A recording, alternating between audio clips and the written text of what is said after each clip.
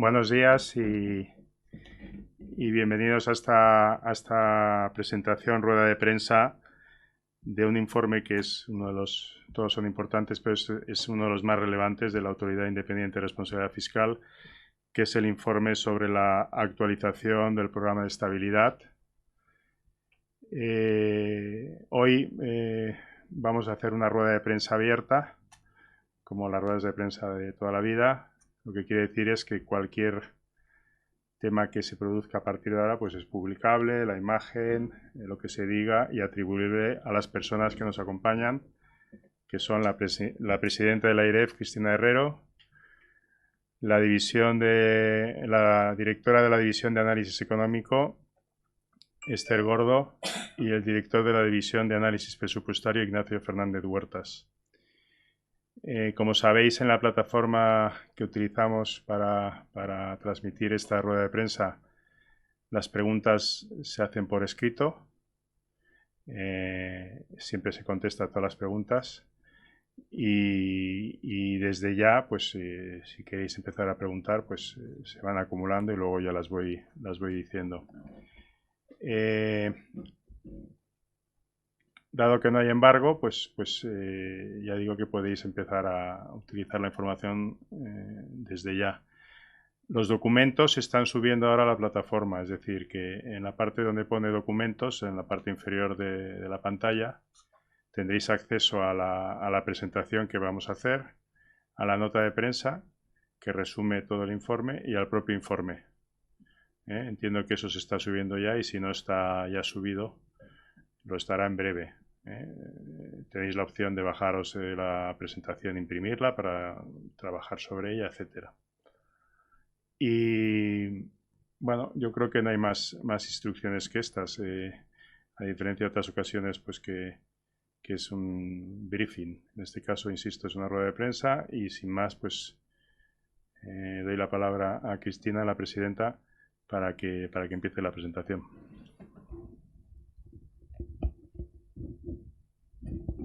Gracias, Pablo.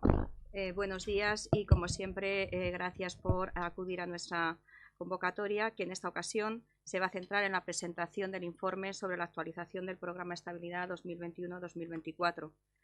Como ha dicho Pablo, quizás sea, desde nuestra perspectiva siempre de orientación de la política fiscal a medio plazo, el informe más importante dentro de todos los informes que tiene que emitir AIREF a lo largo del ciclo presupuestario.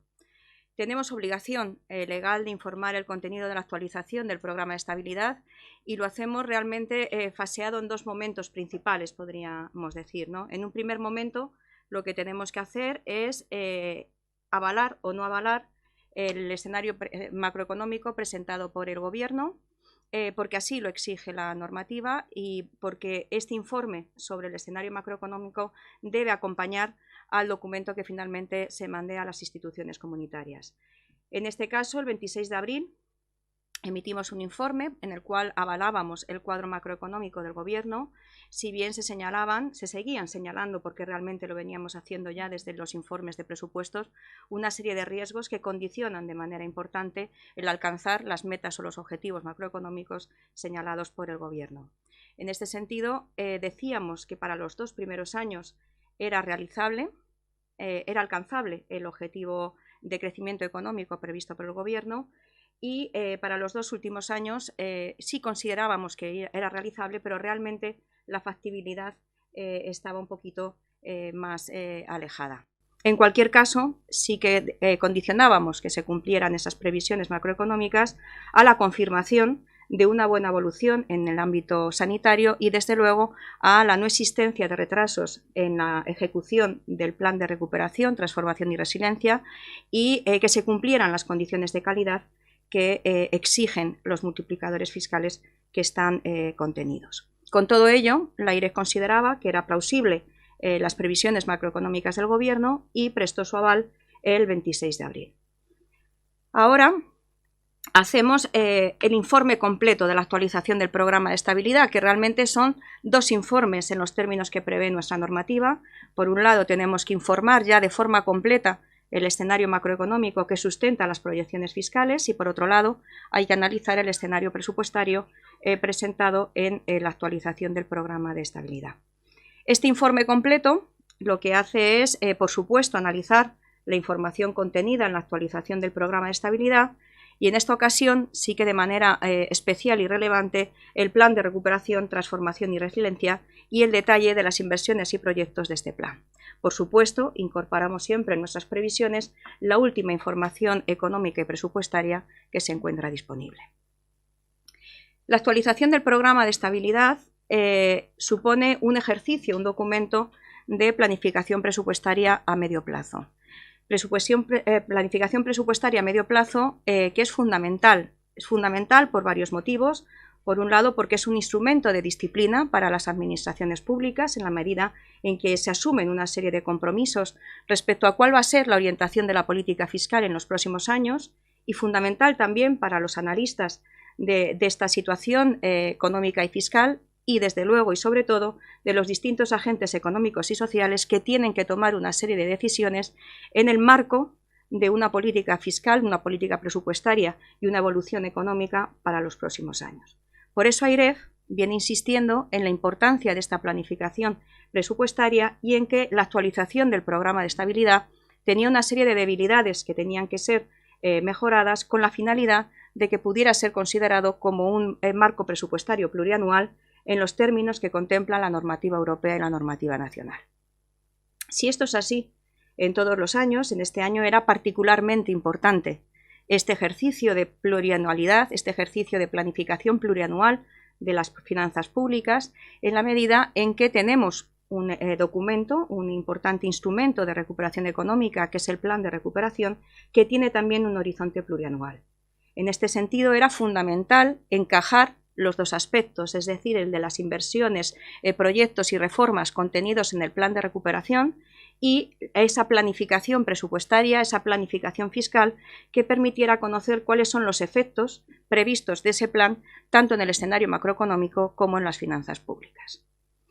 Lo que nos hemos encontrado es que la actualización del programa de estabilidad no es una estrategia fiscal completa y este carácter incompleto se manifiesta en varios aspectos. Dos fundamentales. Por un lado, en la actualización del programa de estabilidad no se produce una integración completa del plan de recuperación, transformación y resiliencia. Y esto es así por varios motivos. Por un lado, porque, como señalan en el propio documento de la actualización del programa de estabilidad, el escenario fiscal que se presenta es un escenario a políticas constantes. Es decir, solo se incluyen medidas para el año 2021, pero a partir de ese momento se trata de un escenario fiscal que no incorpora medidas, ni siquiera las medidas ya previstas y definidas, y que se tiene ya claro que va a tener un impacto en el horizonte temporal del plan de estabilidad. Tampoco se incorporan los efectos posibles de las reformas estructurales, que en este caso sí que es verdad que están pendientes de concreción y que desde luego era más difícil trasladar a lo que es el escenario presupuestario.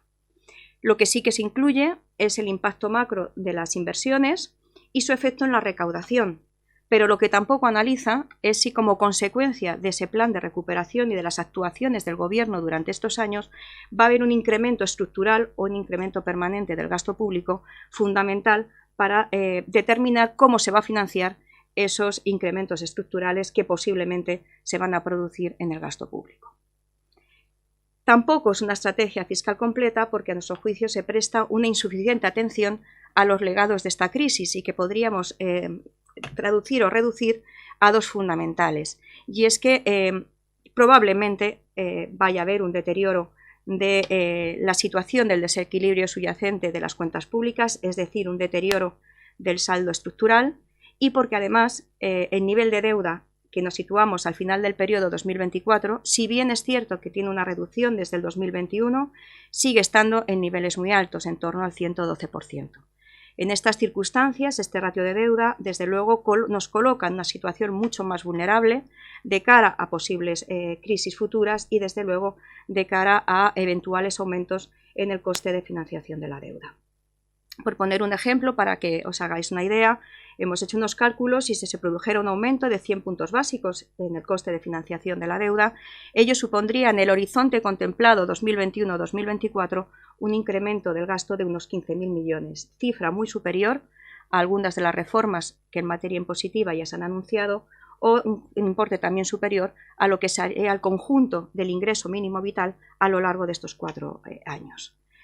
Por ello, nos parece que la estrategia fiscal que presenta la actualización del programa de estabilidad es, desde luego, una estrategia fiscal incompleta. En este contexto, ¿qué recomienda la AIREF? Pues desde luego sí que reconocemos que la actualización del programa de estabilidad es un punto de partida en la planificación fiscal que veníamos exigiendo, pero desde luego no se puede dar por válida ni por completada esta estrategia fiscal. Seguimos pensando que la actualización del programa de estabilidad no cumple las condiciones o los requisitos que se tiene que exigir a una planificación presupuestaria a medio plazo en los términos previstos en la normativa europea y en la normativa nacional, y por ello AIREF recomienda que se complete esta estrategia fiscal. Esta estrategia fiscal tendría que ir dirigida a 2 aspectos. Por un lado, ampliar el horizonte temporal de la estrategia, de manera que fuera posible ese encaje que yo decía al principio entre la planificación presupuestaria y fiscal y lo que es la planificación de las inversiones y reformas del plan de recuperación, y además integrar desde luego las implicaciones macroeconómicas y fiscales que la implementación de las inversiones y reformas previstas puedan tener. Para contextualizar esta recomendación y ver si lo que estamos pidiendo es realista o no, nos parece que es conveniente echar un vistazo y volver la vista a qué están haciendo otros países de nuestro entorno. Bien, en el caso de España, el horizonte temporal de la actualización del programa de estabilidad es el exigido. Hemos vuelto otra vez al carácter plurianual respecto al paréntesis que hubo en la actualización del programa de estabilidad del año pasado, y el horizonte contemplado pues es el exigido con carácter obligatorio, que es 2021-2024.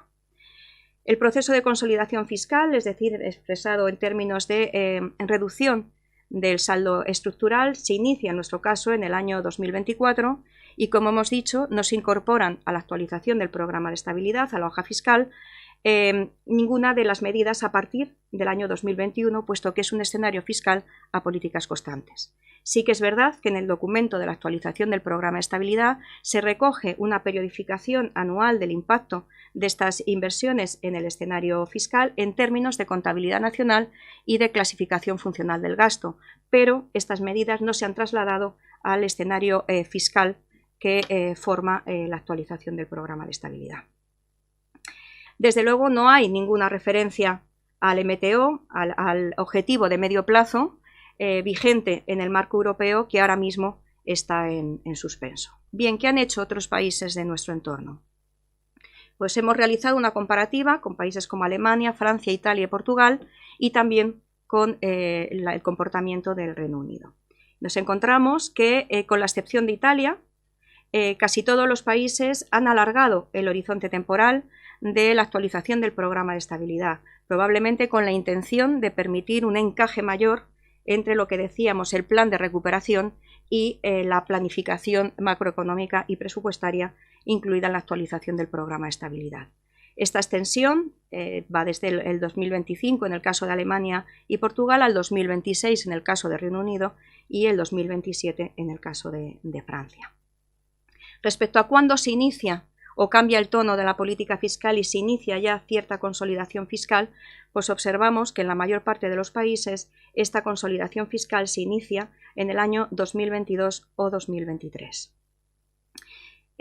Respecto a la incorporación de las medidas anunciadas, a excepción de Portugal, los demás países sí incorporan en su actualización del programa de estabilidad las medidas anunciadas, con mayor o menor grado de concreción, eso también es verdad, pero por lo menos sí que se recogen objetivos de política fiscal, aunque sea en términos generales, como por ejemplo en el caso de Francia, pues establece un control al crecimiento anual de los gastos de un 0,7% en volumen. La mayor concreción de las medidas la encontramos en el caso de Alemania y de Reino Unido. Recordemos que en el caso de Alemania, antes de la presentación de la actualización del programa de estabilidad, había presentado un plan fiscal nacional donde se detallaban todas estas medidas. Y sí que encontramos referencias más o menos cuantiosas a este MTO, a esta convergencia al objetivo de medio plazo vigente en el marco fiscal europeo, que ahora temporalmente está en suspenso. Por lo tanto, creo que la recomendación de la AIREF de que se complete la estrategia fiscal, de que se concrete el impacto que tiene el plan de recuperación en el escenario macroeconómico y fiscal, entra dentro de lo que está siendo la pauta general de comportamiento en el ámbito de los países del entorno europeo. Para concluir esta primera presentación, y ya desgranarán cada uno de los resultados, tanto Esther para la parte macroeconómica como Ignacio para la parte presupuestaria, sí que podemos presentar las principales conclusiones respecto a uno y otro ámbito. Como les decía, ya en el aval, que de forma preliminar se emitió el 26 de abril, se consideraba que la senda de crecimiento prevista por el Gobierno era realizable a corto y medio plazo. Como indicaba, sí que es verdad que era más exigente en los 2 últimos años del horizonte temporal de la APE, pero sí que está sujeta al cumplimiento estricto de los supuestos en los que se basa tanto el escenario del Gobierno como nuestro propio escenario, que es el de el control de la pandemia, cumplimiento de los calendarios de vacunación, completa implementación del plan de recuperación y, desde luego, que los proyectos se ejecuten y se diseñen finalmente con la calidad que requiere los multiplicadores fiscales que están asociados. En este contexto y con el cumplimiento de estos objetivos, AIREF estima un impacto del plan de recuperación similar, si bien, como les decía, en nuestro caso, como luego detallará Esther, se estiman unos multiplicadores muy exigentes, sobre todo en el corto plazo. Respecto al escenario presupuestario, también la senda del Gobierno está en consonancia con la senda elaborada por AIREF, pero sí que es verdad que nosotros prevemos una recuperación del saldo fiscal menos intensa y con un perfil temporal algo distinto. En cualquier caso, tanto la actualización del programa de estabilidad como la AIREF estima que al final del periodo el déficit estará por encima del 3% de referencia, en el caso de AIREF en el 3,5% y en el caso del Gobierno en el 3,2%.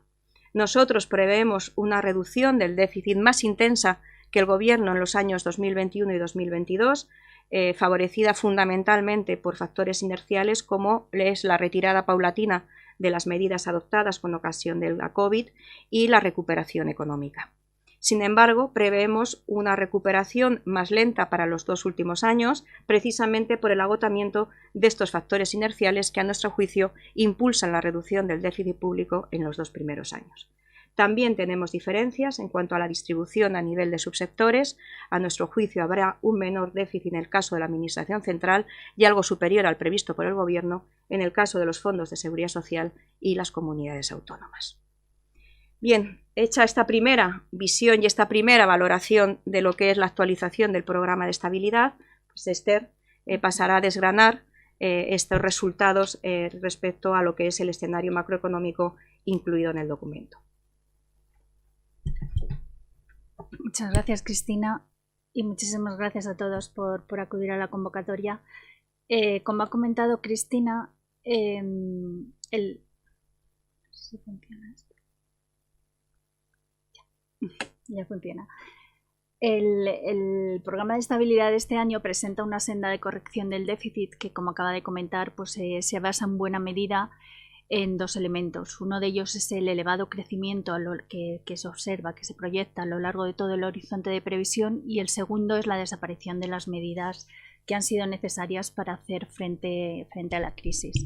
En esta presentación nos vamos a centrar primero en analizar cuál es el escenario macroeconómico del Gobierno, cuáles son los elementos que utilizamos nosotros y los escenarios que planteamos nosotros para juzgar ese escenario macroeconómico y cuáles son fundamentalmente los riesgos que vemos en torno a ese escenario.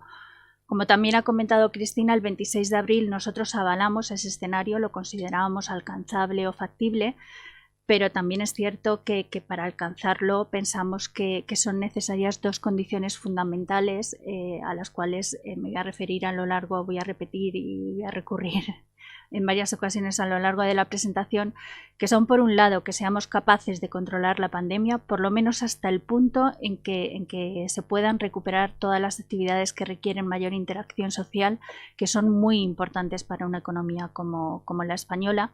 Y la segunda condición, que también ha mencionado Cristina, es que el plan de recuperación sea capaz de comenzar a desplegar sus efectos ya desde comienzos ya desde la segunda mitad de este año, y que los despliegue con la calidad, con proyectos que tengan la calidad suficiente como para alcanzar los altos multiplicadores que tanto el Gobierno como nosotros incorporamos en nuestras estimaciones. Para empezar la presentación, aquí en esta primera slide, y para que lo tengan como referencia, lo que hemos tratado de reflejar es las principales características del escenario del programa de estabilidad, del escenario del Gobierno. Como ven, es un escenario que entraña elevadas tasas de crecimiento del PIB a lo largo del horizonte de previsión. Lo ven en el gráfico de la izquierda, sobre todo en los dos primeros años, en 2021 y 2022. Y eso está relacionado intensamente con la recuperación del turismo, la normalización del turismo que incorpora el escenario del Gobierno, con la reactivación del consumo y con el impacto del plan de recuperación europeo. Luego es cierto que en 2023 y 2024 las tasas se moderan, pero tienen que tener en cuenta que son tasas superiores. El PIB converge al final del horizonte de previsión a tasas superiores al crecimiento potencial que se estimaba antes de la crisis. Esa es otra característica importante que interesa destacar del escenario del Gobierno, y en parte está relacionado porque en estos escenarios del programa de estabilidad se incorporan efectos de largo plazo asociados al plan de recuperación. Otra característica importante es que el PIB recuperaría el nivel del PIB recuperaría el nivel previo a la crisis ya en 2022. También se debe fundamentalmente a la normalización del turismo y al impacto del plan de recuperación. Y por otro lado, la tasa de paro se reduciría a lo largo del horizonte de previsión hasta alcanzar en 2024 un nivel del 12,7, que es más de un punto inferior a lo que veíamos antes de la crisis. Es un escenario relativamente benigno. Nosotros pensamos que es factible, ahora lo verán, pero también pensamos que está sujeto a riesgos importantes, y a lo largo de la presentación lo que intentaré destacar son estos elementos de riesgo que vemos en torno al escenario. ¿Cuál es el enfoque que utilizamos nosotros para valorar este escenario? Nosotros hemos elaborado un escenario completo de previsión, ya lo llevábamos elaborando desde comienzos de mayo, y ahora, como verán, es un único escenario de previsión. Hemos abandonado el enfoque basado en distintos escenarios que iniciamos con el estallido de la crisis sanitaria. ¿Por qué? Pues básicamente porque pensamos que los avances en el proceso de vacunación sí que de algún modo están reduciendo la probabilidad de que se materialicen escenarios muy adversos. La vacunación avanza a buen ritmo, y pensamos que los escenarios más adversos que dibujábamos son ahora menos probables. Aún así, la incertidumbre sigue siendo muy elevada en torno a cualquier escenario que se dibuje. Pero sí que es cierto que esta valoración nos lleva a abandonar el enfoque basado en escenarios y a dibujar un único escenario. En torno a este escenario, que como ven, hemos resumido en este cuadro, pero es un escenario completo, elaborado con todo el nivel de detalle para las cuentas de los sectores, cuenta del resto del mundo, etcétera. Pero si se fijan, es un escenario que es relativamente similar al escenario del programa de estabilidad. Es un escenario en el que se crece, con algunos matices que iré desgranando a lo largo de la presentación. Es un escenario en el que el PIB crece a ritmos elevados en 2021-2022, luego se moderan las tasas. Nosotros consideramos que las tasas se van a moderar van a converger al potencial que estimábamos antes de la crisis. Luego explicaré por qué, pero básicamente es porque de momento no tenemos información sobre el contenido, la concreción del contenido de carácter más estructural del plan de recuperación, y en ese sentido no hemos proyectado sobre nuestra senda de crecimiento del PIB ningún efecto permanente asociado al plan. También es un escenario en el que la tasa de paro se reduce. Nosotros llevamos un poquito más de empleo y un poquito más de tasa de paro que el escenario del programa de estabilidad, Les explicaré luego también por qué. Y también es un escenario en el que la tasa de ahorro al final del horizonte de previsión se reduce bastante respecto a los elevados niveles que estamos observando en la actualidad, pero aún así se mantiene por encima de lo que se observaba antes de la crisis. En el caso del escenario del programa de estabilidad, la tasa de ahorro converge a los niveles previos a la crisis. Para cada una de las variables de este cuadro lo que hacemos es un análisis, dibujamos unas bandas de incertidumbre que básicamente conceptualmente lo que tratan de reflejar es el error o el grado de precisión con el que somos capaces de prever cada una de esas variables. Si una variable se estima con mucha precisión, los errores que hemos cometido en el pasado respecto a ella, al hacer las previsiones de esa variable, son reducidos, las bandas serán estrechas. Si es una variable que estimamos con poca precisión, las bandas serán anchas. Y sobre esas bandas de confianza es donde, frente a lo que valoramos la previsión del gobierno. Es lo que ven resumido en esta transparencia para las principales variables del cuadro macroeconómico del gobierno. Presentamos tanto el crecimiento del PIB en volumen, el crecimiento del PIB nominal, que es fundamental para calcular todas las ratios de déficit, etcétera, y también el empleo equivalente a tiempo completo.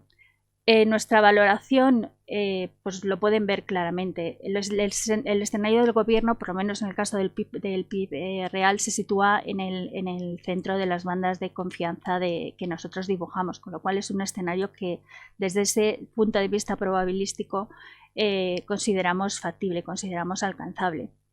Sucede lo mismo con el crecimiento nominal y en el caso del empleo sí que interesa destacar que el escenario del programa de estabilidad incorpora tasas de crecimiento del empleo que desde nuestro punto de vista son relativamente moderadas, son relativamente pesimistas. Lo curioso es que estas tasas, este menor crecimiento del empleo del escenario del programa de estabilidad no se ve reflejado en menores tasas de desempleo, no se ve reflejado en mayores, tasas de desempleo, sino que también hay menores tasas de desempleo y básicamente la diferencia viene explicada porque nosotros sí que pensamos que la población activa puede crecer a lo largo del horizonte de previsión y eso nos lleva a proyectar, a pesar de que proyectemos mayor crecimiento del empleo, mayores tasas de paro, mientras que en el caso del escenario del programa de estabilidad la población activa se mantiene constante.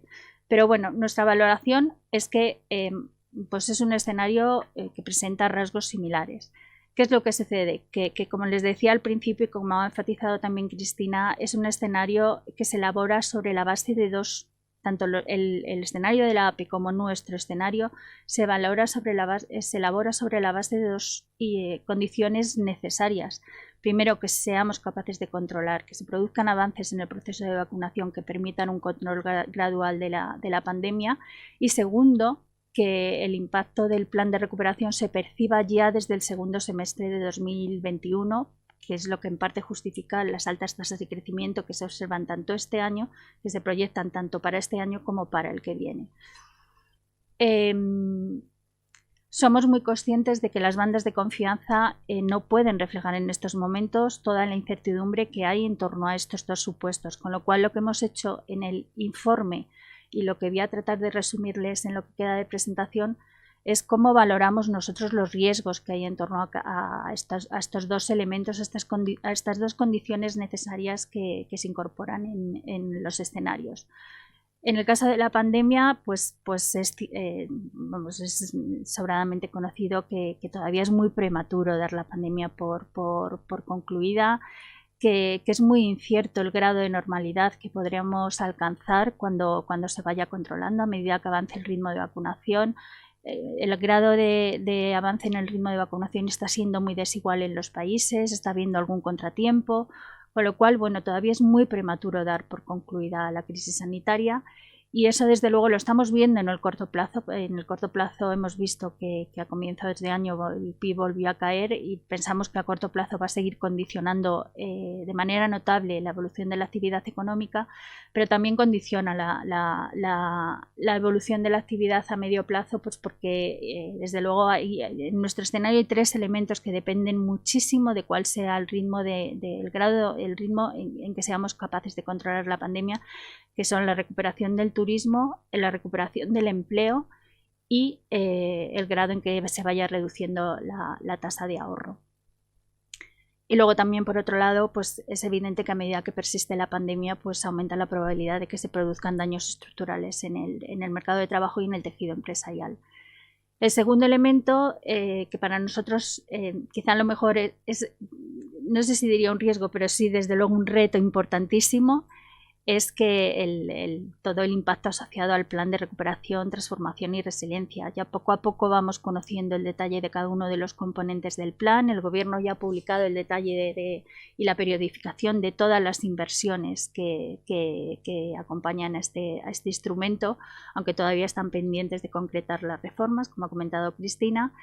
Pero sí que pensamos que tanto a corto como a medio plazo, pues la implementación del plan se enfrenta a un reto importantísimo de gestión, que seamos capaces de diseñar y de ejecutar los proyectos con la calidad que se requiere, y esto entraña riesgos para el escenario, para el patrón de crecimiento a lo largo del horizonte de previsión.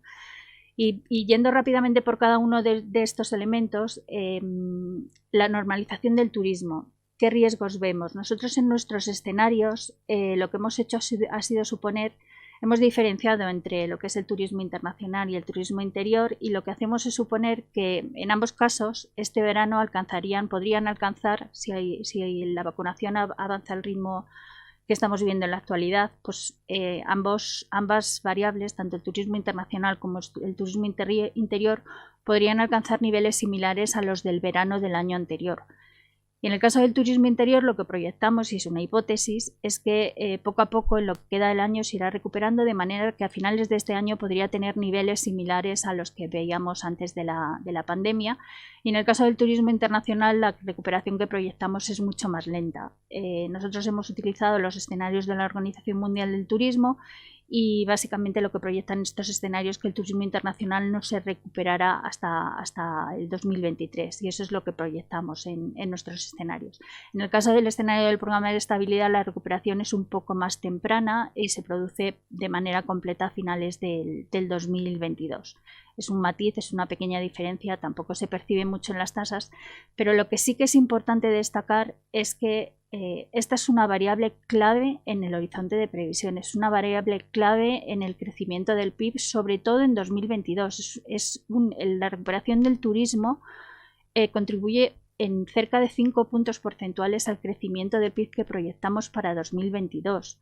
Con lo cual, cualquier variación en el ritmo de normalización de este sector, pues influye de manera fundamental en el crecimiento a lo largo del horizonte del programa de estabilidad. En el informe podrán ver algunos ejercicios de sensibilidad que ilustran la sensibilidad del patrón de crecimiento al distinto ritmo de normalización de las actividades turísticas. Y muy relacionado, muy vinculado con la recuperación del turismo está el patrón de recuperación del empleo. En el programa de estabilidad se supone que la reabsorción de los empleados que se han visto afectados por un expediente de regulación temporal de empleo pues se produce a lo largo del 2021, pero esto está muy condicionado a la recuperación de las actividades que requieren mayor contacto social. Nosotros, ¿qué es lo que estamos viendo? Hemos hecho un análisis con los microdatos de la encuesta de la población activa, que nos permite seguir a todos los individuos, a un individuo trimestre a trimestre, y lo que estamos observando es que a medida que avanza la pandemia, a medida que la pandemia se ha hecho más duradera, la probabilidad que tiene un individuo afectado por un ERTE de seguir en ERTE al siguiente trimestre es cada vez más alta, es lo que ven en el gráfico de la izquierda. Al principio de la pandemia pues había mucha más probabilidad de salir de un ERTE que lo que estamos viendo ahora. Esto no pone en duda la valía de este instrumento como elemento de ajuste en el mercado de trabajo. Desde luego no se trata de decir eso con este gráfico, pero simplemente sí que se constata que a medida que los ERTE se han ido concentrando en actividades que están disfrutando en menor medida de la recuperación, pues es más difícil salir de esa situación. Y además lo que también se constata es que cuando se sale de esa situación se sale en menor medida a un empleo, que es lo que ven en el gráfico de la derecha.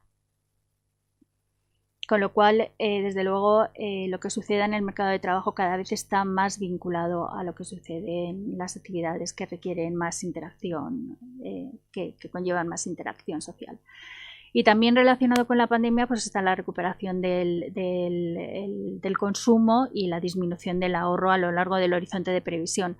Hay estimaciones del Banco de España que sugieren que las elevadas tasas de ahorro que se observaron en 2020, pues más o menos son históricamente altas, y que de ese 14% de tasa de ahorro que se registró en 2020, pues aproximadamente 3 puntos estarían relacionados con ahorro forzoso.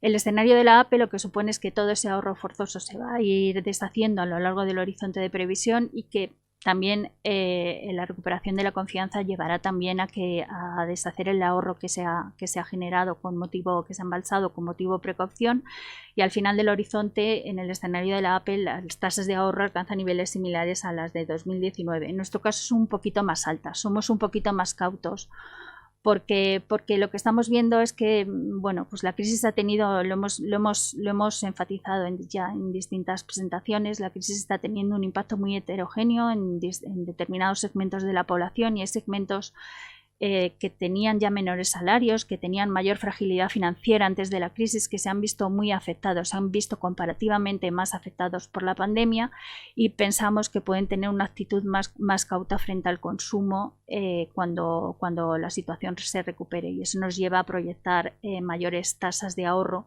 al final del horizonte de previsión. Además, estos segmentos de la población son segmentos que tienen altas propensiones a consumir, con lo cual su impacto, esta actitud más cauta ante el gasto, pues sí que tiene un impacto comparativamente elevado en el consumo. Y ya finalmente el impacto del plan de recuperación en el escenario. Aquí en el gráfico de la derecha lo que hemos presentado es el impacto que nosotros estimamos en cada uno de los años, el impacto sobre el PIB que estimamos en cada uno de los años relacionado con el plan de recuperación. Es un impacto que está relacionado exclusivamente con el impulso de la demanda, el impulso que supone el mayor gasto en inversión sobre la demanda. No incorporamos ningún canal de oferta ni efectos de medio plazo, porque pensamos que precisamente esa parte del plan todavía está pendiente de concretar, todavía está pendiente de que se concreten las reformas, con lo cual es todavía muy, muy prematuro incorporar efectos a medio plazo asociados al plan. El programa de estabilidad sí que los incorpora, como les decía anteriormente, y lo que quizá a lo mejor es destacable es que el programa de estabilidad es muy poco específico en cuanto al impacto del plan en el horizonte de previsión. Sí que se dice que en términos agregados el plan supondrá unos 2 puntos adicionales de crecimiento durante el horizonte de previsión, que se crearán más de 800.000 puestos de trabajo, pero no se ve una estimación detallada, como se ve en algunos otros países donde se presentan estimaciones incluso por líneas de gasto, gasto en digitalización, qué impacto va a tener. Y luego sí que se incorporan, como les decía, efectos de largo plazo. En concreto, lo que se incorpora es un incremento de 4 puntos porcentuales en el crecimiento del PIB de carácter permanente, pese a que se desconoce todavía el detalle de las reformas. Nuestros multiplicadores son altos. En nuestro caso está en torno al 1,2 a 1,2. Pero sí que es cierto que pensamos que serán las condiciones para alcanzar ese multiplicador. Las inversiones, pues son inversiones en digitalización, inversión en capital humano, inversión en infraestructuras, que normalmente la literatura dice que llevan asociados multiplicadores altos. También las condiciones macroeconómicas son las más apropiadas. Es un impulso coordinado, lo hemos dicho en muchas ocasiones, es un impulso coordinado, es un impulso que se produce en una situación donde hay recursos ociosos, que no cabe esperar aumentos de tipos de interés que compensen los efectos. Pero sí que es cierto que al final hay un elemento clave. Al final los efectos, y en el informe también pueden ver simulaciones en este sentido, dependen fundamentalmente de cuál sea la calidad de los proyectos que se materialicen. Eso es fundamental para determinar el multiplicador que lleva asociado este tipo de instrumentos, y como les decía en el informe, sí que tenemos algunas simulaciones que ilustran ilustran la sensibilidad de los resultados del impacto macroeconómico que puede tener el plan de recuperación en función de cuál sea la calidad de las inversiones que finalmente se hagan. También hemos hecho un análisis, y ya con esto concluyo, un análisis comparativo de las características del plan español en relación con los planes que han presentado algunos socios de nuestro entorno. Y bueno, como ven en el gráfico de la derecha, voy a empezar por el gráfico de la distribución de los fondos. La composición del plan español es similar en cuanto a las grandes líneas de inversión al resto de los planes que han presentado otras economías europeas, y básicamente esto viene determinado porque se siguen las directrices de la Comisión Europea, que ha especificado con detalle hacia dónde deberían ir las inversiones, aunque no es menos cierto que cuando uno desciende al detalle pues ve diferencias en matiz. Pero bueno, la composición es parecida. En el caso español sí que se detecta una mayor prevalencia de lo que es el gasto de inversión frente y pensamos que esto es positivo, es un elemento favorable, en lo que es porque la inversión lleva asociada a más multiplicadores más altos, pues sí que se aprecia una mayor prevalencia de lo que es el gasto en inversión frente al gasto corriente, comparado por ejemplo con lo que se ve en Alemania. En el caso de España el gasto corriente es un 14%, en el caso de España el gasto corriente es un 14%, en Alemania llega a ser un 22%, con lo cual este es un elemento positivo. Y otra característica, lo ven en el gráfico de la izquierda, es la distribución temporal de las transferencias. En España se van a intentar hacer las inversiones en un periodo relativamente corto de tiempo, en los 4 primeros años hasta el 2023, mientras que en otros países como Alemania pues el periodo en el que se materializarán las inversiones se prevé más dilatado. Esto conlleva una vertiente positiva en el sentido de que, bueno, dada la magnitud que está teniendo la crisis en la economía española, pues tiene sentido que se busque este impulso de la demanda, pero también conlleva un gran reto, porque tenemos que absorber una cantidad enorme de recursos en un periodo de tiempo relativamente corto, con lo cual el reto de gestión es importante, y en ese sentido pues bueno, pues se tiene que buscar una coordinación perfecta con el sector privado, entre comunidades, para conseguir que efectivamente los multiplicadores sean altos. Y luego finalmente, ya con esto concluyo, los multiplicadores del plan, que es lo que ven en el cuadrito de abajo, en el caso de España lleva asociado multiplicadores altos en comparación con otros países, especialmente en el corto plazo. Pero bueno, sí que es cierto que son multiplicadores que nosotros estimamos que pueden ser alcanzables, siempre y cuando, desde luego, la calidad de los proyectos que se materialicen sea la adecuada y la comprometida. Con esto pasa Ignacio. Muchas gracias, Esther. Pasamos ahora a analizar lo que sería el escenario fiscal 2021-2024. Como ya ha señalado Cristina, la IREF estima para su escenario central una reducción del déficit de las administraciones públicas hasta alcanzar el 3,5% del PIB en 2024, lo que nos situaría 3 décimas por encima de lo recogido en el programa de estabilidad. Como podemos ver en el gráfico, se aprecian principalmente dos periodos diferenciados dentro del periodo de previsión. Una primera fase en la que se produce una fuerte reducción del déficit, tanto en nuestro escenario como en el de la APE 2021-2022, para posteriormente 2023-2024 se produce una ralentización en esa reducción del déficit, que es mayor en el caso del escenario de la IREF. Como se aprecia en el gráfico de la derecha, la IREF estima una mayor reducción del déficit en 2021, mientras que en el resto de ejercicios la reducción del déficit sería mayor en el caso del programa de estabilidad.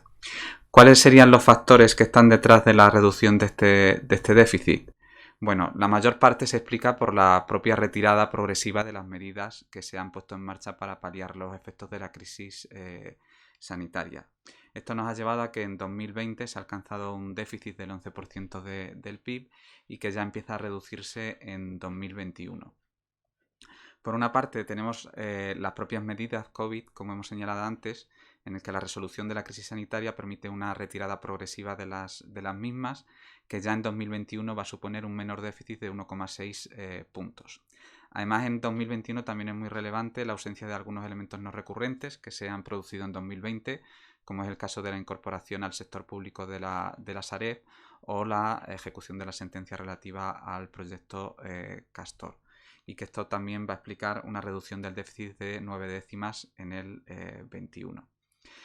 Luego ya en menor medida también tienen efecto las reformas tributarias que se incluyeron en los presupuestos generales del Estado para 2021 y la propia evolución inercial, que estaría compuesta por una parte por los ingresos que aportan la recuperación económica al sector público, que se compensa parcialmente por lo que es la evolución inercial de los gastos.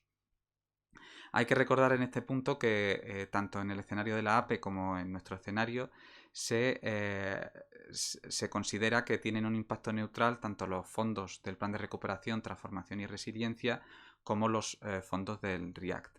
Esto nos llevaría a cerrar 2021 con un déficit de 7,8 puntos del PIB. Aquí hemos elevado respecto a la previsión del mes pasado 2 décimas nuestra previsión, debido a que hemos considerado que los ERTE se van a prorrogar hasta final de año, y eso explicaría las 2 décimas más de déficit. La reducción de déficit seguiría siendo muy acusada en el 2022 y una vez más la principal explicación estaría en la retirada progresiva de esas medidas, hasta alcanzar en 2022 un 4,6% del PIB. Posteriormente ya en 2023 y 2024 seguimos viendo cómo las medidas COVID se van retirando progresivamente, pero ya es principalmente la evolución inercial de ingresos y gastos lo que va a explicar la reducción del déficit, que sobre todo va a ser mucho menor que en el 21 y en el 22. A continuación vamos a ver cuáles son los factores que determinan la evolución de los recursos. La IREF prevé que el peso de los ingresos sobre el PIB, todo esto sin incluir el plan de recuperación, transformación y resiliencia, se vaya reduciendo progresivamente hasta alcanzar el 39,1% del PIB en 2024. Esto estaría en línea con el programa de estabilidad, aunque 2 décimas por debajo de la senda contemplada en el programa de estabilidad. El peso se reduce principalmente porque los ingresos crecen por debajo del PIB nominal y vuelven más o menos aproximadamente al mismo nivel que tenían antes de la crisis en 2019. Aquí una vez más vemos cómo hay una recuperación más intensa de los ingresos en 2021-2022, donde podemos apreciar un crecimiento de media del 6% en ambos años, que se modera posteriormente en el 23-24, alcanzando un crecimiento medio del 3,5% de los ingresos.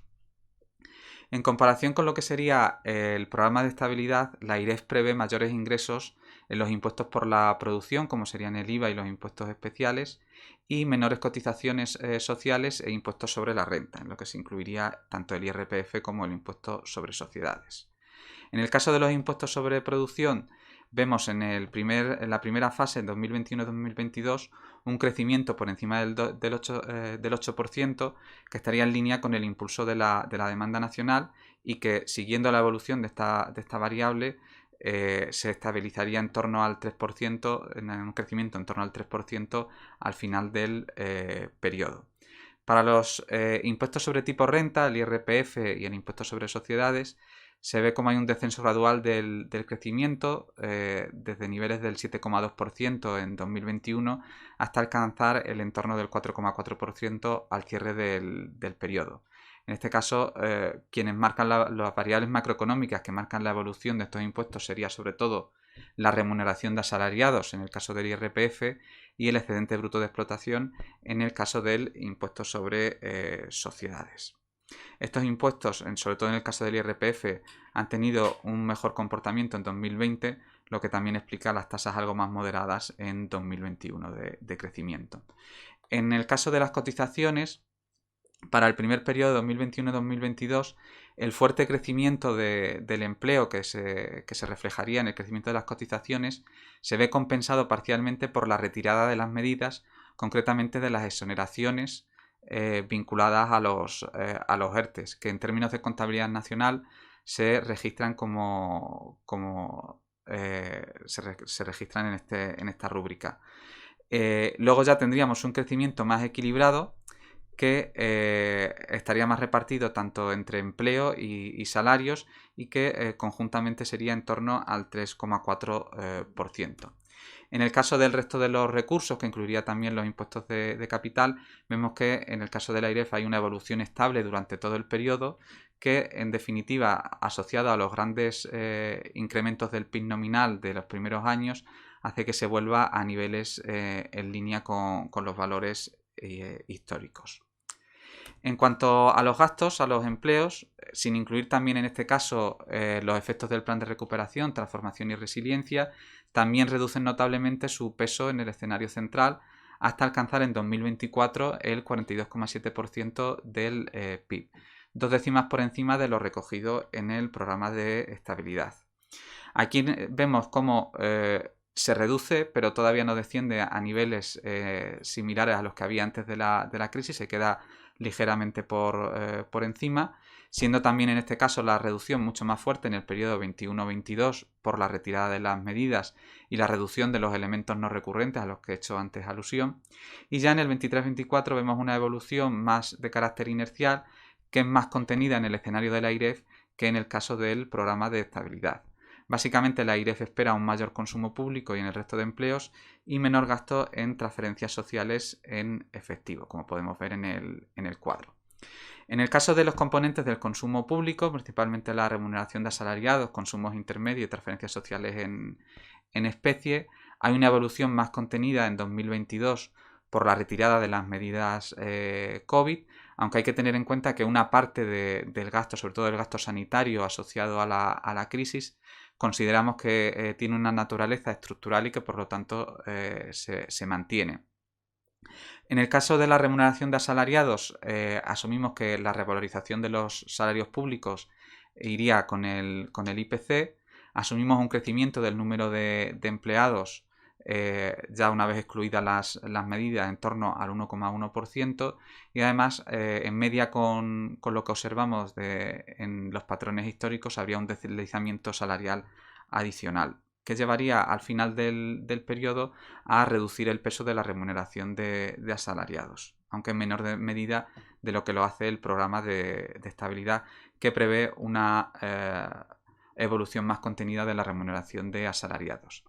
En el caso de las prestaciones sociales en efectivo, la reducción en el primer periodo sobre todo se asocia a la reducción del gasto en ERTES y en desempleo. A medida que se va reduciendo la tasa de desempleo también se reduce el gasto en esta partida, mientras que las pensiones, que es el principal componente de esta rúbrica, crecen en torno al 4%, siguiendo su evolución, que es independiente del ciclo económico.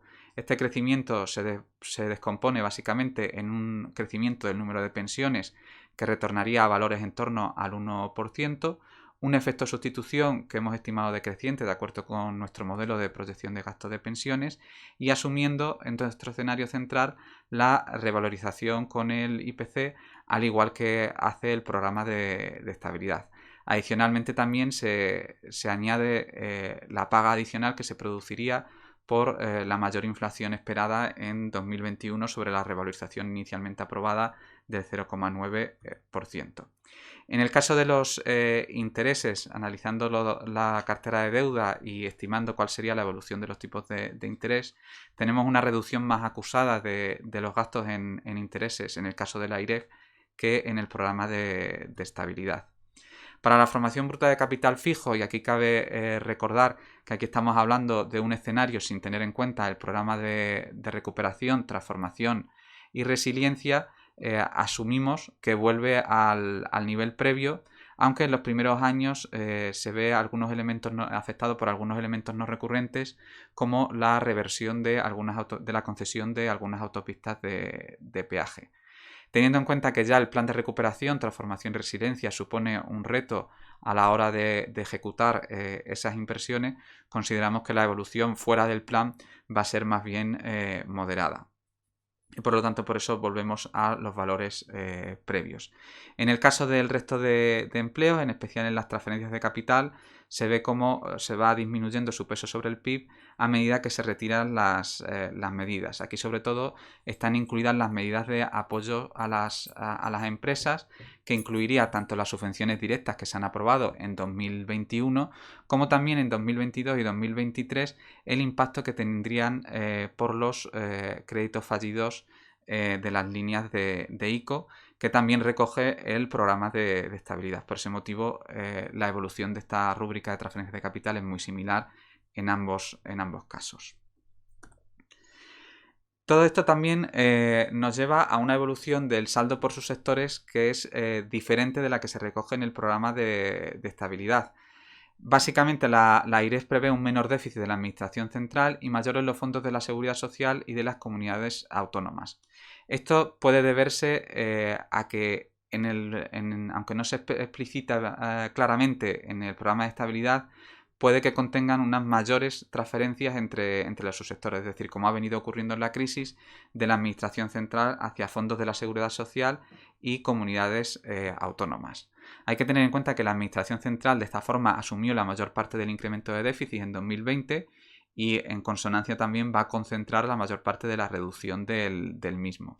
Por su parte, los fondos de seguridad social estabilizarían su déficit en torno al 1% del PIB a partir de 2022, mientras que las comunidades autónomas, en ausencia de transferencias extraordinarias, que es nuestra hipótesis en 2022, y debido al incremento del déficit por las liquidaciones negativas, pues vemos como hay un incremento muy fuerte ahí del déficit, que luego ya se normaliza en el 23 y el 24, aunque en un nivel de déficit superior al que habría alcanzado en 2019, que se explica principalmente porque parte del gasto asociado a la crisis, como he señalado antes, pasa a tener una naturaleza estructural. Por su parte, las corporaciones locales volverían al superávit de carácter estructural que tienen en torno a 3 décimas del PIB, aunque en 2022 sí que se aprecia el impacto de la liquidación negativa y se reduciría en ese año puntualmente el superávit de las corporaciones locales. Como ya ha señalado Cristina en su introducción, la ejecución del plan de recuperación, transformación y resiliencia conlleva implicaciones muy importantes en la estrategia fiscal que no se han incorporado al programa de estabilidad y que tampoco se han podido evaluar por parte de la AIREF, aunque hemos empezado a hacer una primera aproximación. En primer lugar, hay que tener en cuenta que todo el gasto que recoge el plan de recuperación, transformación y resiliencia y que tendría una financiación asignada y por lo tanto tendría un impacto neutral en déficit hasta 2024, nosotros consideramos que no es probable que cese completamente en ese año. Y de hecho cada uno de los componentes o de las palancas que componen las inversiones del plan de recuperación presentan diferentes niveles de riesgo de incrementar el gasto estructural una vez finalizada la ejecución del plan.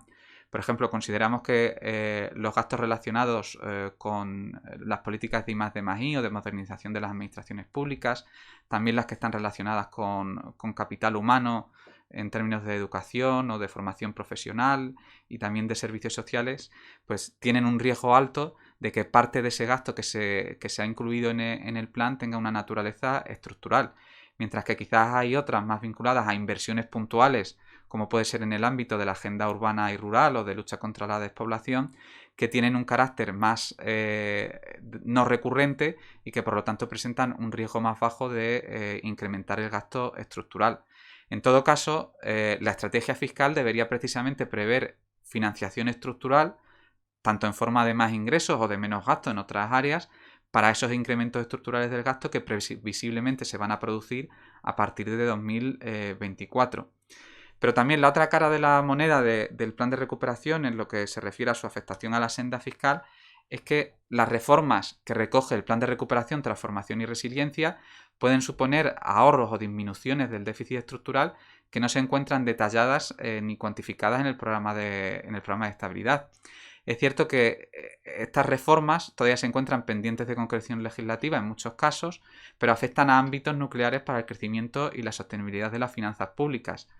En primer lugar, tenemos, por ejemplo, todo lo que sería la reforma de pensiones, que es una reforma compleja que tiene numerosos componentes con efectos contrapuestos sobre el nivel de gasto en pensiones y que están pendientes de definición en muchos casos. Igualmente, la reforma laboral, que está pendiente de definición, además del impacto que puede tener sobre el crecimiento económico, también tiene impacto sobre el gasto en desempleo o las políticas activas de empleo. La modernización de las administraciones públicas y la mejora de la eficacia del gasto público también pueden incidir sobre el déficit estructural.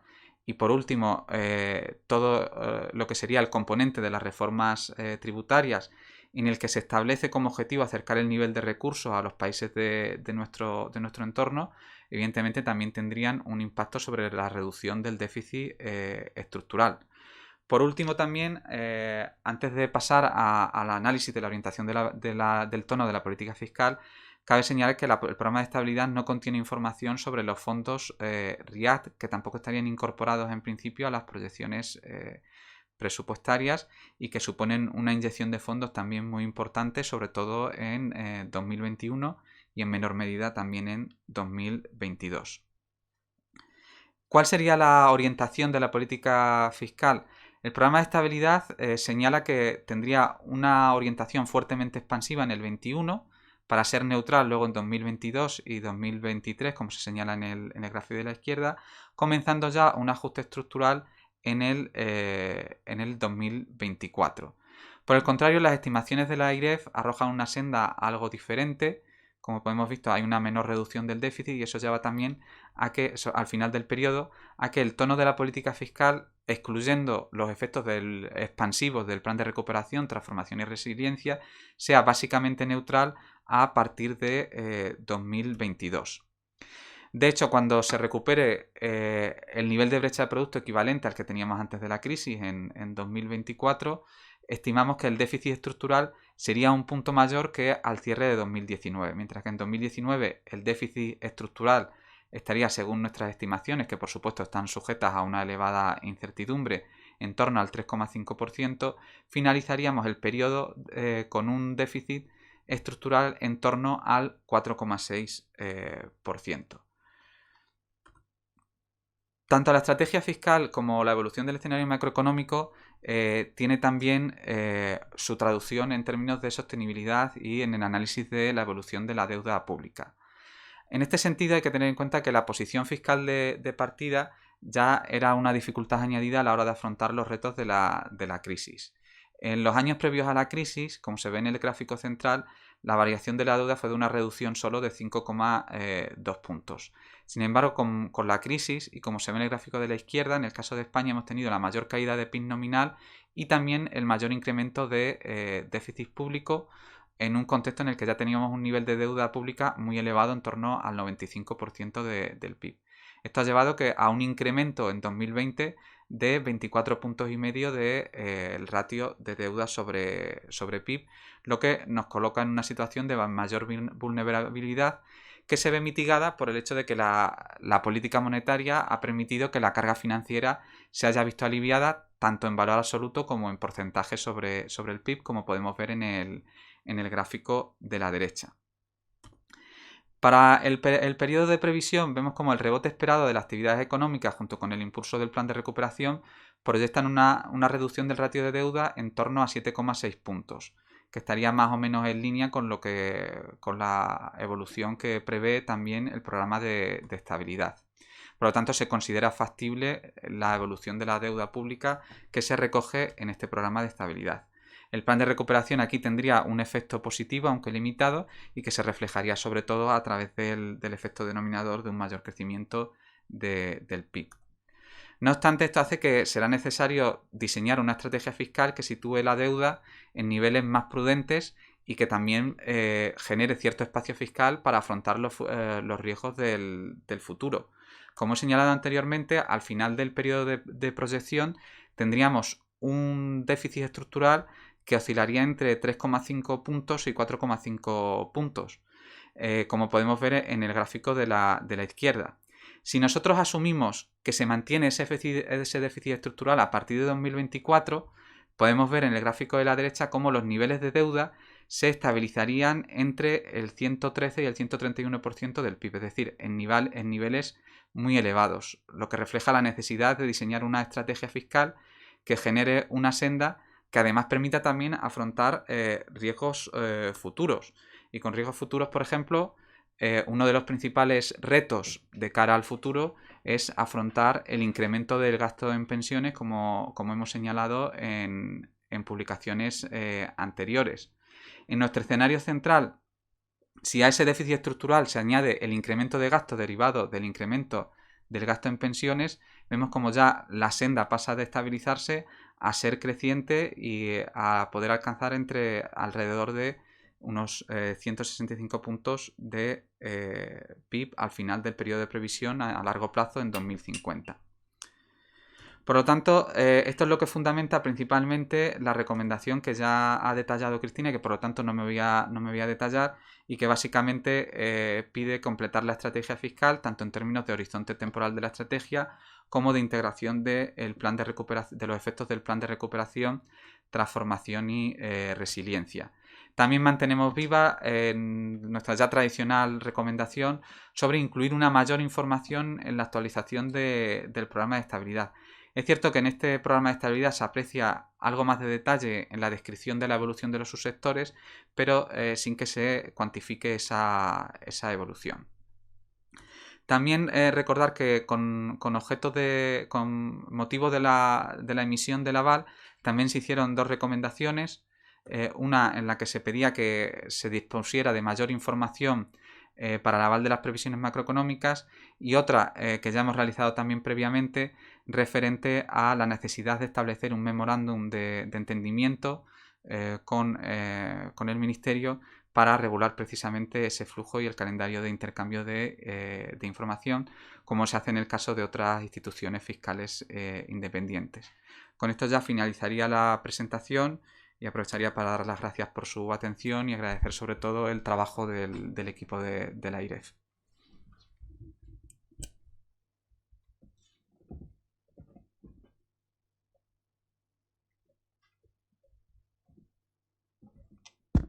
Bueno, pues muchas gracias por esta presentación, que creo que resume este informe, que como hemos comentado profundiza en muchos de los temas que están ahora mismo en el debate. El informe, como siempre os decimos, merece la pena que le echéis un vistazo, que lo leáis, porque tiene mucha más información de la que se puede condensar en una presentación de estas características. Y dicho esto, pues pasamos a las preguntas. Os ruego, por favor, como siempre, que os identifiquéis nombre y medio. Y bueno, tenemos ya dos preguntas. Una es de Javier Tahiri de ABC, que quería aclarar si estiman que el turismo tendrá un peso menor en el PIB este año que el pasado. Entiendo que sí, pero es la pregunta que hace. No, en promedio de este año es muy parecido al promedio del año pasado. Promedio de 2021 muy parecido al promedio del 2020. Un poquito superior, pero muy poco superior. Y cuando ya vuelve a niveles parecidos a los que veíamos antes de la crisis es en el 2022. Hay un gráfico en la presentación que yo creo que lo refleja. Bueno, no sé. Me va a costar llegar, pero vamos, cuando llegue lo puede ver claramente, donde presentamos el peso del turismo en valor añadido. Yo creo que podemos pasar a otra pregunta. Vale, pues pasamos a otras dos preguntas de Eduardo Ortega del Español. Aquí está el peso. Perdona. No sé si lo ven. ¿Siguen viendo la presentación o no sé? Sí. Pues aquí es donde está el peso del turismo en el PIB y bueno, en 2021 tendría un peso del 7,1 y ya en 2022 pasaría al 12,1 en nuestro escenario central. O sea, un peso muy parecido en promedio de 2021 frente a 2020.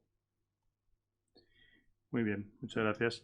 Eduardo Ortega del Español hace dos preguntas. La primera es: ¿tienen en cuenta en sus previsiones fiscales las sentencias del Supremo que obligan al Gobierno a pagar el mes de IVA perdido de 2017 a las comunidades autónomas? Y la segunda: ¿en sus previsiones de déficit pueden explicar a qué se deben las importantes diferencias entre las previsiones de AIREF y del Gobierno en el caso de las comunidades autónomas?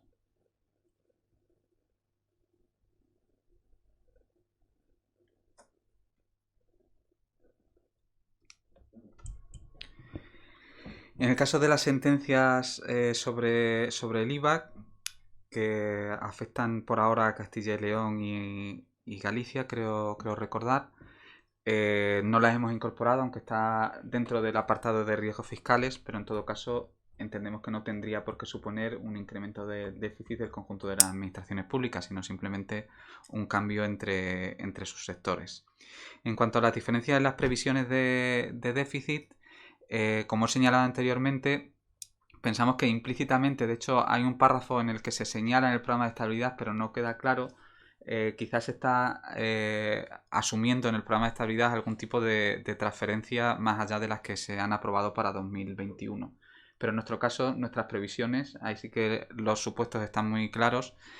Consideramos que no hay ninguna transferencia extraordinaria ni en 2022, ni en 23, ni en 24. Y por eso se produce ese incremento en 2022 del déficit, porque se une que no hay transferencias extraordinarias, que en el año 2021 suponen un 1,1% del PIB, y además el efecto de la liquidación negativa por la diferencia entre las entregas a cuentas que se produjeron en 2020 con el resultado final de la recaudación que efectivamente se produjo y que se liquida en 2022. Muy bien, muchas gracias. Emilio Ordiz de 20 minutos nos pregunta que cómo valora la AIREF la intención del gobierno de utilizar peajes en todas las autovías.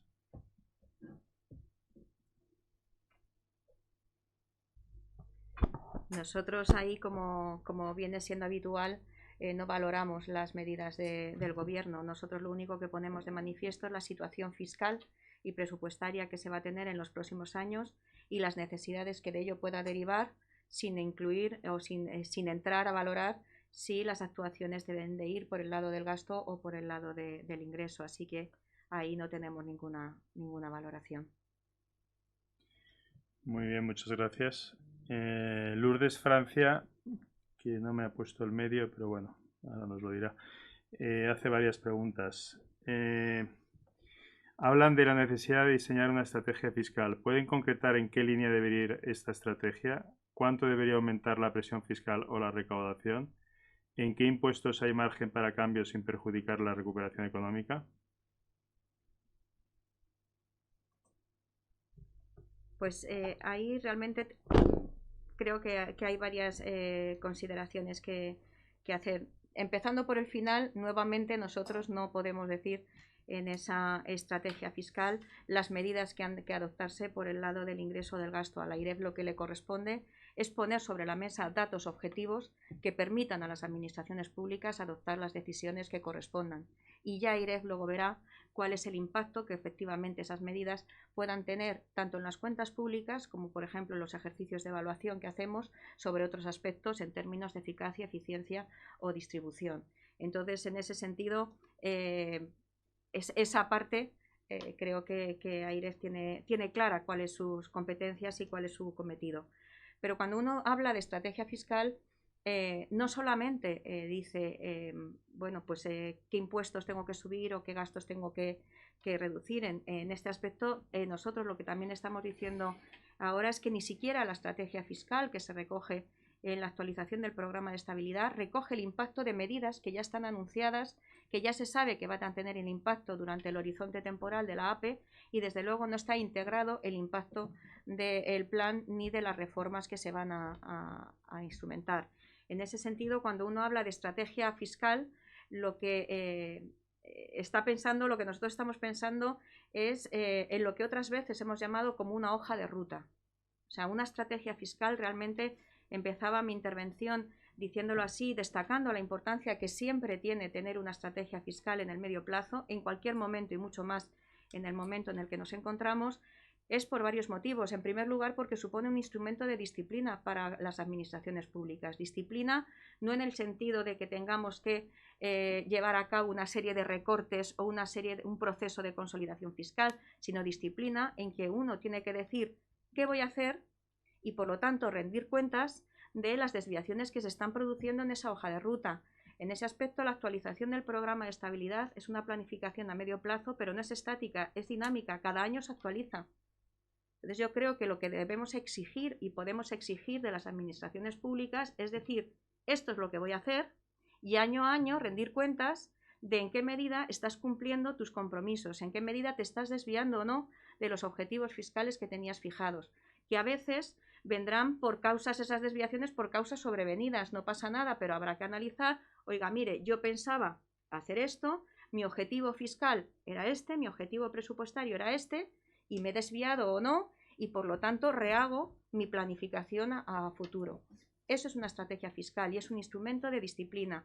No hay lugar para la improvisación. Acota el margen de discrecionalidad de las administraciones públicas. Desde luego facilita la tarea de análisis de instituciones como la nuestra, pero sobre todo, y también lo decía al principio, los distintos agentes económicos y sociales tienen que saber cuáles son las reglas de juego, tienen que saber cuáles son las previsiones macroeconómicas y fiscales para los próximos 4 años, porque tienen que adoptar las decisiones correspondientes en su ámbito de actuación. Entonces, cuando hablamos de estrategia fiscal, más allá de las medidas concretas, que entenderéis que AIREF no puede entrar a pronunciarse sobre ellas, estamos hablando de un compromiso fiscal y presupuestario que desde luego tiene ese carácter dinámico y se puede revisar año a año. Por eso cuando se habla de que la incertidumbre que hay impide cualquier ejercicio de planificación, nosotros entendemos que precisamente por la incertidumbre que hay y por la necesidad de que haya seguridad en la actuación de las administraciones públicas, es más necesaria que nunca la fijación de una hoja de ruta fiscal que, por supuesto, tendrá que adaptarse a los cambios que se puedan ir produciendo. Muchas gracias. Lourdes Francia, que es quien había hecho la pregunta, es de Televisión Española. Una pregunta un poco como continuación de esto de Daniel Viaña del Mundo, que nos pregunta cómo de alarmante es que España sea la única gran economía de Europa que no tiene un plan fiscal concreto para reducir deuda. ¿Y han preguntado o el gobierno les ha explicado a qué se debe esta situación? Gracias. Bueno, yo creo que tenemos que contextualizar un poco lo de que es el único país de toda Europa que no tenga esa estrategia. En el cuadro que hemos puesto no decimos que todos los países lo tengan. De hecho, cuando se habla de la incorporación de las medidas, hablamos también del grado de concreción de esas medidas. Y sí que destacamos, por ejemplo, la situación de Alemania o la situación de Reino Unido, donde de una forma detallada dicen cuáles son las medidas y cuál es su implicación fiscal. En el resto de países lo que decimos es que sí prevén o sí que incorporan esas medidas, pero que el grado de concreción es vago, ¿no? Sí que es verdad que lo que nosotros echamos en falta es que haya por lo menos un objetivo fiscal que se plasme en la actualización del programa de estabilidad. Y cuando hablo de objetivo fiscal no me estoy refiriendo a un objetivo en términos de déficit, sino a un objetivo de política fiscal. En ese sentido, con la vaguedad que tiene también la actualización del programa de estabilidad, algunos otros países sí que, por ejemplo, se establecen objetivos en términos de crecimiento anual del gasto, como han citado, por ejemplo, el caso de Francia, o, por ejemplo, en el caso de Italia se habla de la racionalización del gasto corriente, en fin, una orientación más o menos concreta o vaga de la orientación fiscal. Eso no significa que en el caso de España haya o no esa estrategia. Lo que no está es plasmada en la actualización del programa de estabilidad, que es lo que nosotros estamos analizando. Muy bien, muy claro. Sergio Martín de Vidales, de Economía Digital, nos pregunta ¿cómo valoran las medidas de evaluación del gasto público recogidas en el plan de recuperación y la creación de una división de gasto permanente, de una división de evaluación de gasto permanente en el seno de la AIREF?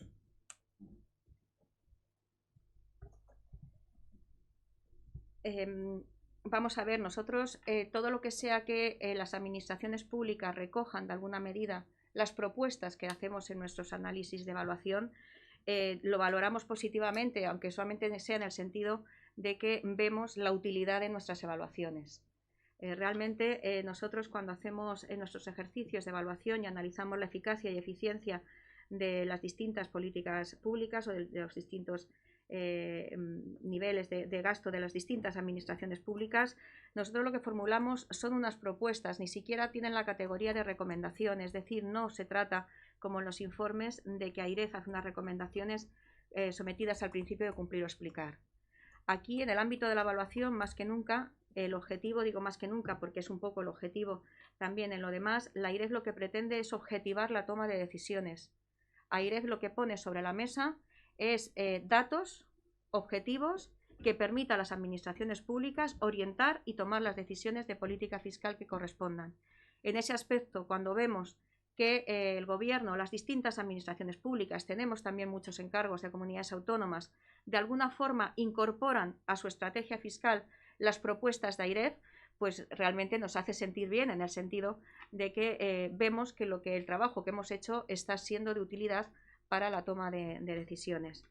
En ese sentido, valoramos muy positivamente la creación de una unidad, de una división de evaluación en el seno de la AIREF, porque, como hemos dicho en repetidas ocasiones, es necesario dotar de continuidad los ejercicios de evaluación, si no quedan un poco en saco roto. Es necesario dar esta continuidad, es necesario además que AIREF tenga una estructura estable, porque si no, lo que nos ocurre muchas veces, además de la falta de medios con la que en ocasiones nos encontramos, lo que también nos ocurre es que el expertise generado durante X años se pierde en la medida en que esas personas que han colaborado con AIREF no pueden incorporarse a la estructura estable de AIREF.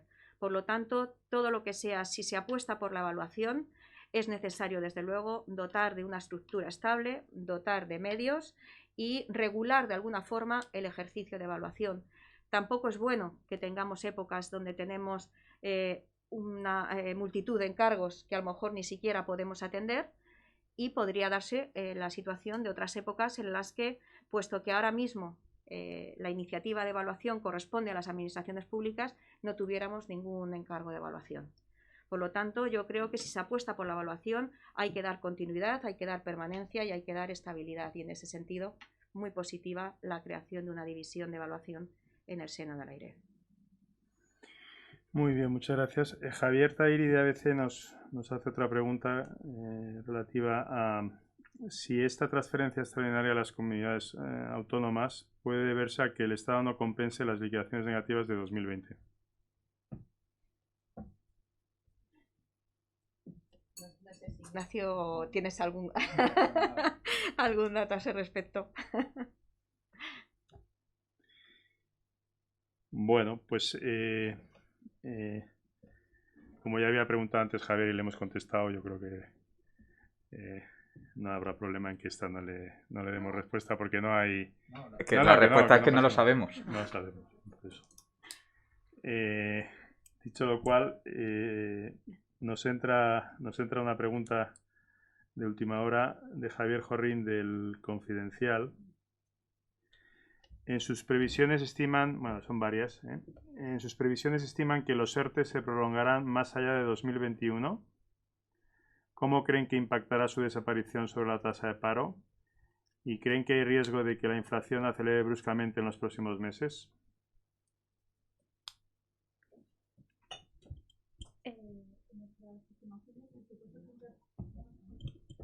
Tenía encendido. El supuesto que incorporamos sobre duración de los ERTES es hasta diciembre del 2021. Eso está incorporado.